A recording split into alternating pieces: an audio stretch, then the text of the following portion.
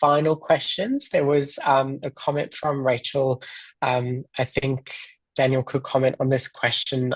I think it was about when you asked about clear signatures across both ME Mm, and COVID.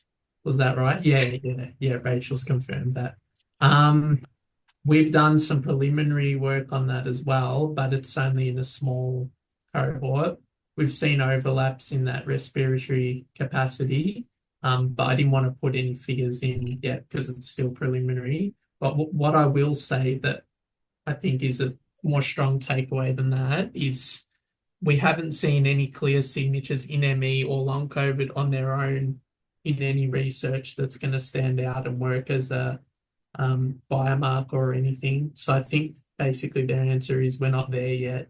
Um, and the way to move towards that is like what Kieran was just saying, speculating about how what we're looking at leads to clinical manifestations and then work backwards from that towards specific mechanisms. And I think once we start doing that more as a field, we'll get there.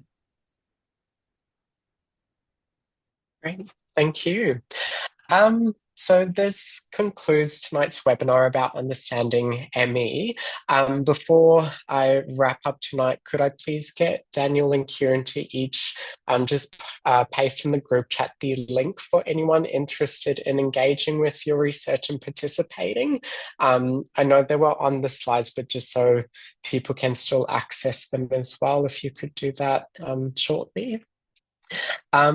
Overall, incredibly grateful to Daniel and Kieran for making time to present their work tonight. I found it really fascinating, Daniel, particularly the mitochondrial work and the changes in the complex 5 and its correlation with orthostatic hypotension. That's not something I've come across before, but I think it's very valuable that we're starting to see more integration of research work with its clinical relevance, and that's something I really appreciate from your work. Kieran as well, giving a comprehensive overview of the work NCNED does, and highlighting, I guess, some of those neuroimaging findings like hippocampal volume changes in ME, which again, we otherwise don't see usually in research because neuroimaging is quite specialized. If anyone has any final comments, please put them into the group chat. But I really appreciate everyone tonight joining and being present for this work and supporting each other and being very compassionate and involved.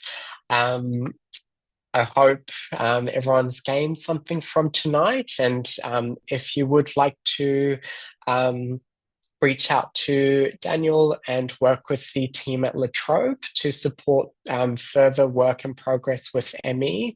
Similarly for Kieran as well, he's posted the NCNED email if you'd like to get involved there. Like I mentioned, this recording will be available on our YouTube channel, so please feel free to revisit it at a future stage. But yes, thank you everyone, and until next time, thank you so much for being part of this community and supporting the work.